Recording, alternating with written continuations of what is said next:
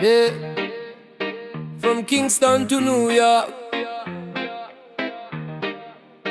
Them a watch, them a spy, but the people still rise high.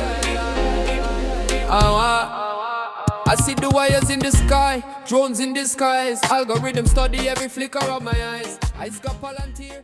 Hello, Learning Journey viewers. Welcome back. Please remember to subscribe. It takes hours to research and vet the content and produce the content. Let us begin. Imagine you're sitting in a Kingston cafe, scrolling on your phone, maybe checking WhatsApp, maybe posting on Instagram. You feel like you're just another person going about your day. But what if I told you that right now, without you even realizing it, U.S. immigration authorities could be tracking your movements, scanning your online presence, and quietly building a profile about you, all without ever setting foot in Jamaica? That isn't a conspiracy theory. It's the reality of what experts are now calling the digital Dragnet, a massive surveillance system powered by military-grade spyware, artificial intelligence, and enormous data sharing networks. And here's the kicker. This isn't just happening in the United States. ICE, Immigration and Customs Enforcement, has an office right here in Kingston, which means this dragnet doesn't stop at America's borders. It extends into the Caribbean. So today, I want to talk with you about three things. The tools of this surveillance system, how ICE is using spyware, AI, and data networks.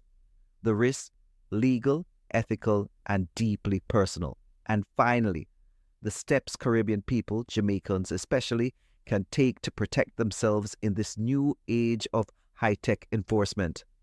Because this isn't just about policy. This is about our lives, our communities, and our future. Let's start with the tools. One of the most powerful and frightening is called Graphite. On the surface, it sounds harmless, but Graphite is a form of spyware so advanced it can break into your phone, even if you're using encrypted apps like WhatsApp or Signal. Once inside, it can read your messages, track your location, even turn on your microphone to listen to you in real time. Think about that. A phone you bought to stay connected with family could suddenly become a government surveillance device in your pocket. Now here's the question we need to ask. If this technology was originally designed for intelligence agencies to track terrorists, why is it being handed to immigration officers? And what safeguards exist to stop it from being misused against innocent people? The truth is very few. In fact, the U.S. government originally paused its contract for Graphite because of its abuse abroad. But with a clever legal loophole and a corporate restructuring, the deal went forward anyway. That means ICE is now armed with the same kinds of digital weapons authoritarian regimes once used against journalists and dissidents. And spyware is only the beginning. ICE also relies on Palantir, a powerful AI-driven platform. Palantir takes mountains of data, from passports, social security files, IRS records, even license plate readers, and fuses it all together into what's called actionable intelligence. Imagine for a moment how much someone could know about you if they had access to all of that. Not just where you've been, but who you've been with, what car you drive, even your online habits. Palantir gives ICE that power. The ability to create a digital twin of your life, an AI profile that predicts and prioritizes who gets targeted for deportation, and it doesn't stop there.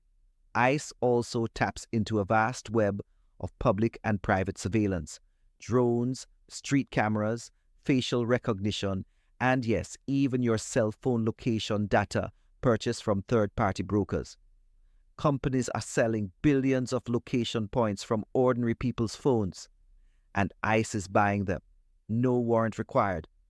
So here's the bigger question. What does privacy even mean in an age where your data can be bought, sold, and weaponized against you? Now, some people may say, well, if you have nothing to hide, you have nothing to fear. But history teaches us something different. When governments build powerful tools, they don't just use them on the so-called bad actors. They cast wide nets.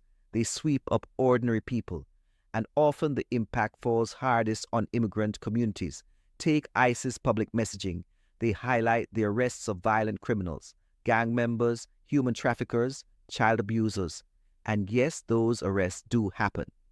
But when researchers actually examined ICE's deportation data, they found something alarming. The majority of deportations were for minor offenses, traffic violations, visa overstays, years-old marijuana charges, and in fact, 2/3 of deportees had no criminal convictions at all. So let me ask you this.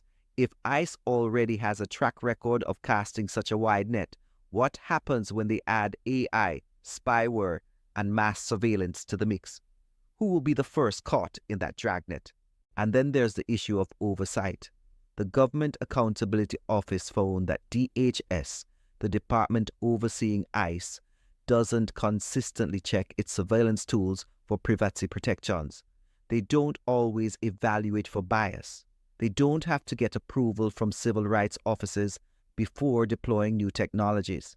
In short, ICE is building one of the most powerful surveillance networks in the world, with some of the weakest oversight. So, I'll ask you again, if this system isn't carefully controlled, who is going to protect your rights? Now here's where this becomes very personal for Jamaicans and the wider Caribbean community. ICE isn't just operating in Miami, New York, or Los Angeles. They have a regional office right here in Kingston. That office is responsible for both Jamaica and the Cayman Islands. It trains local law enforcement, shares intelligence, and even sets up foreign vetted units that work hand in hand with U.S. agents. That means if you're stopped by Jamaican police for something minor, that information could flow directly into ICE's databases. The Dragnet isn't just out there, it's here, and the risks are real. Jamaicans have been among those caught in ICE raids, deported not for violent crimes, but for overstays or minor infractions. With AI systems like Immigration OS, which explicitly prioritizes visa overstays, the process is becoming faster, sharper, and harder to escape. So what does that mean for us? It means that simply visiting the US on a visa waiver program, working without authorization, or even failing to properly document your departure can flag you for enforcement later. This is not abstract. It's happening, and we need to prepare. And right here in Jamaica, there's another piece we must confront. The National Identification System, or NID. It's being promoted as a way to modernize the country.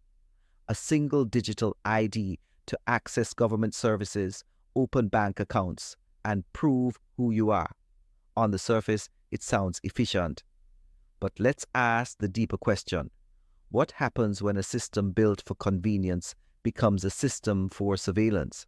The NID will centralize vast amounts of personal data, names, addresses, fingerprints, even facial scans. And once all that information is in one place, it becomes extremely powerful. The risk is clear.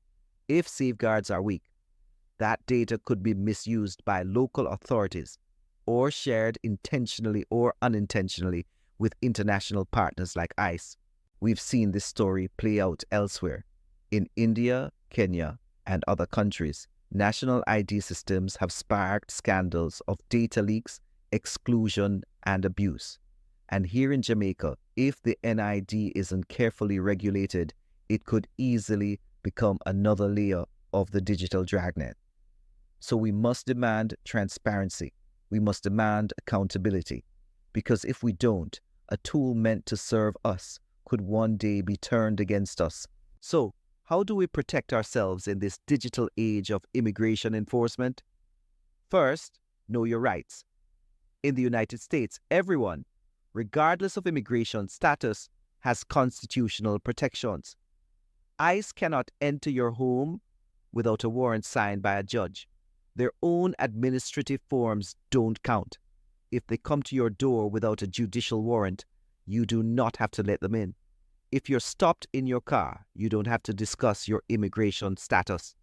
If you're approached in public, you have the right to remain silent. And remember, staying calm and not resisting is key. But never lie and never hand over false documents. Second, protect your digital life. Review the permissions on your apps. Turn off location tracking wherever you can. Use advanced privacy settings, Apple's lockdown mode, Google's advanced protection. And yes, encrypted apps are still useful. But always remember, if spyware infects your phone, even encrypted chats can be exposed. Use disappearing messages. Keep sensitive information off your devices whenever possible. Third, have a family safety plan. Memorize important phone numbers. Share emergency contacts with schools. Make sure someone you trust can make decisions for your children if needed. These small steps can make a huge difference in moments of crisis. And finally, stay connected as a community. Share accurate information. Avoid spreading unverified rumors that cause panic. Together we are stronger, smarter, and safer. Friends, the digital dragnet is real, it's powerful, and it's expanding. But here's the truth. Awareness is our first defense. By knowing how this system works, by protecting ourselves digitally and legally, and by standing together, we can push back against its worst abuses. So I'll leave you with 3 reflection points. What does privacy mean to you in an age where both foreign governments and local systems like the NID could track your every move?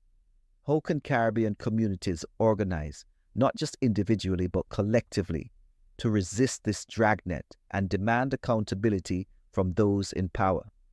And finally, what responsibility do we, as Jamaicans, have to ensure that technology, like the NID, strengthens our freedom rather than surrendering it to outside forces? The future of immigration enforcement is already here. The question is, will we be ready for it? Thanks for watching. Them a watch, them a spy. But the people still rise high.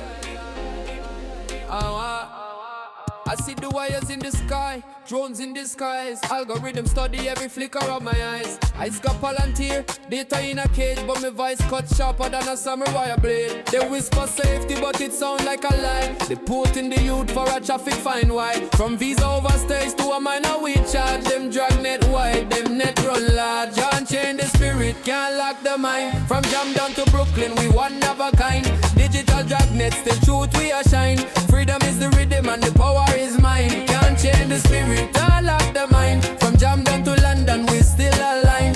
Digital dragnet, still truth we a shine. Freedom is the rhythm and the power is mine. Graphite in the system, spyware creeps on your phone to a snitch while you're fast asleep.